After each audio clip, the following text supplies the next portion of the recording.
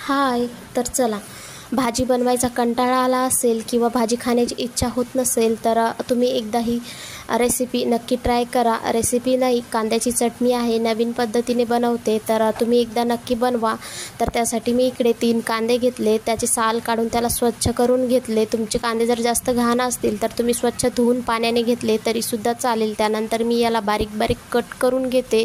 तुम्ही बघू शकता पूर्ण कांदा आपल्याला एकदम बारीक असा कट करायचा आहे. त्यानंतर हा कांदा मी एका कटोऱ्यामध्ये काढून घेतला. त्यामध्ये 3 चमचे शेंगदाण्याचा कूट, 1 चमचा लाल तिखट, अर्धा चमचा मीठ, 2 हिरव्या मिरच्या टाकल्या कट करून. जर चटणी तिखट असेल तर हिरवी मिरची नाही टाकली तरीसुद्धा चालेल. त्यानंतर कोथिंबीर, त्यानंतर जिरे, मोहरी, कढीपत्त्याचा तडका टाकला. तर ही चटणी ना कधीच्यालाही जेव्हा जेवायला बसायचं तेव्हाच करायला घ्यायची. तर त्यानंतर मी इकडे थोडंसं लिंबाचा रस टाकून घेते. त्यानंतर मिक्स करून घेते. तुम्हीसुद्धा अशी चटणी बनवा आणि जाता जाता चॅनलला मात्र नक्की सबस्क्राईब करा. बाय.